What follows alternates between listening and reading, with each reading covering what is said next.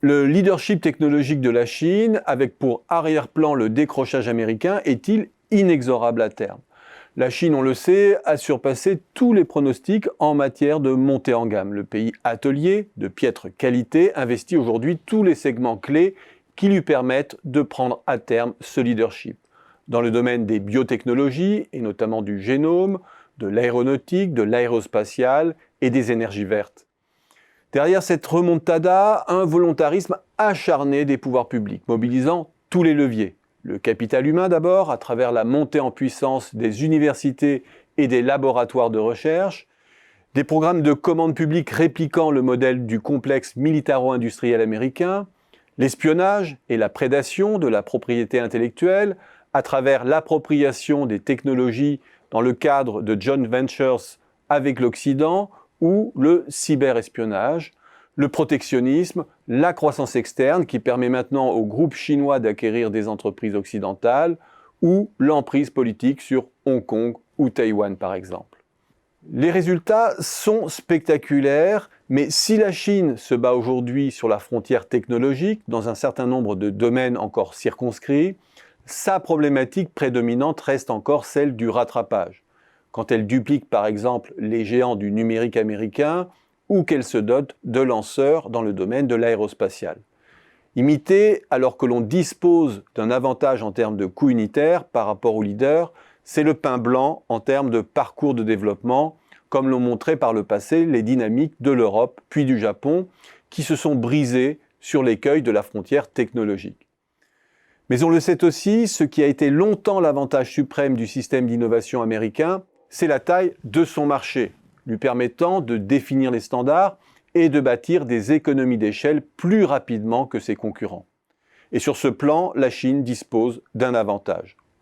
Sur le papier, la prise de leadership n'est pas encore d'actualité. La R&D américaine représente 3,1% du PIB contre 2,2% d'un PIB chinois qui représente lui-même les 2/3 du PIB américain. Autrement dit, en niveau absolu, exprimé en dollars, la R&D chinoise représente encore 49% de la R&D américaine qui dispose de plusieurs longueurs d'avance.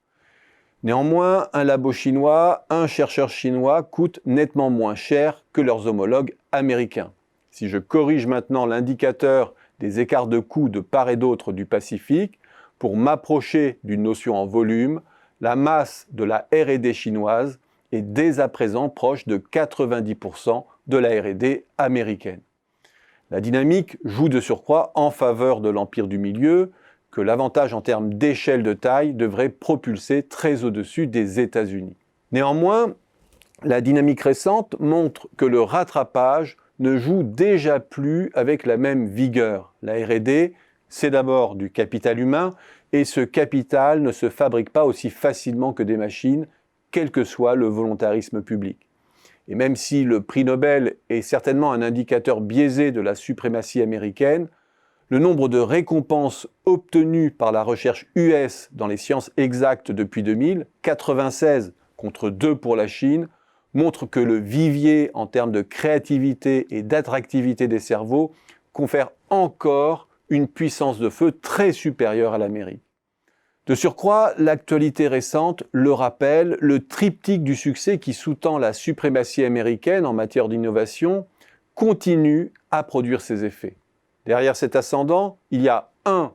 Des commandes publiques massives, organisées et fléchées par les agences fédérales autour de grands programmes qui irriguent le tissu productif innovant, avec la part belle réservée aux PME depuis le Small Business Act de 1953. 2. Il y a un modèle de financement exemplaire de l'amorçage, avec le système des Small Business Investment Companies, fonds privés agréés par l'État, que l'administration américaine soutient via des garanties et des cofinancements, véritable tremplin pour toute l'industrie du capital investissement. Et enfin, il y a une valorisation par les marchés des entreprises à fort potentiel qui leur confère un pouvoir de croissance externe et d'acquisition des brevets aux vertus auto-réalisatrices, à l'instar de Tesla, dont la capitalisation boursière excède celle de Volkswagen, Toyota, Ford, General Motors, Renault, Mercedes et BMW réunis, en ayant écoulé à peine un demi-million de véhicules l'an dernier. La prédation par le capital reste encore l'arme fatale américaine. L'actualité des vaccins, où l'Amérique a joué sur le double levier des commandes et de l'acquisition des brevets, montre que ce triptyque de la puissance technologique américaine est encore opérant, notamment lorsqu'il marche en binôme avec l'Europe, et qu'il ne faut pas trop vite enterrer les chances américaines de résister à l'offensive chinoise.